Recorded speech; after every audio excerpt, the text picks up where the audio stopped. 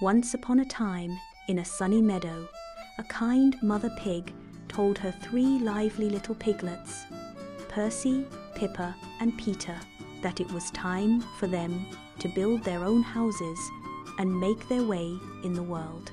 The 3 little pigs hugged their mother goodbye and set off down the road, their curly tails wiggling with excitement. They hadn't gone far when Percy, who loved to play, met a man with a cart full of straw. "Please, may I have some straw to build my house?" he squeaked. The man agreed, and Percy quickly built a cozy little house of straw. He danced around it, delighted with how fast he had finished.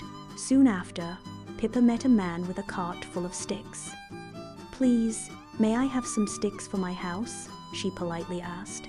The man said yes, and Pippa carefully built a sturdy-looking house of wood.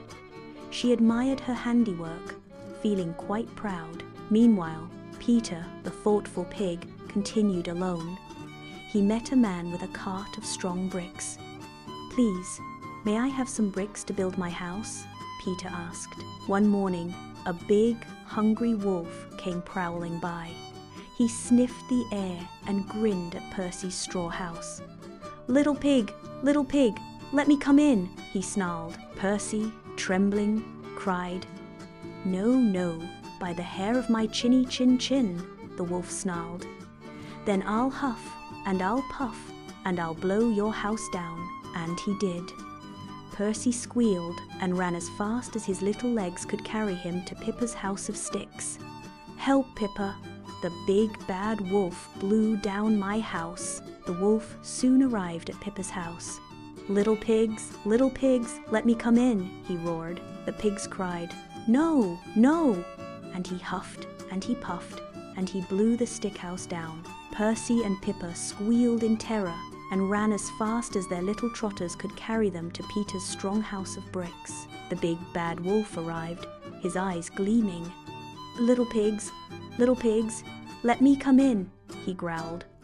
"No, no!" shouted all 3 pigs. He huffed and he puffed and he huffed and he puffed, but the brick house stood firm. The wolf grew red in the face, completely out of breath. Then he noticed the chimney. "Aha," he thought, "I'll climb down the chimney." But Peter had been listening. Quickly and quietly, he put a large pot of water to boil on the fire right under the chimney. The wolf slid down the chimney, expecting a tasty dinner, but instead he plunged right into the bubbling hot water. "Ouch!" he howled. With a singed tail and a very sore bottom, the big bad wolf ran away from the brick house as fast as he could, and he was never seen in the meadow again. The 3 little pigs cheered. Percy and Pippa hugged Peter, so grateful for his strong house and his clever thinking. From that day on, they all lived happily and safely in Peter's sturdy brick house, understanding the value of hard work, planning, and never giving up.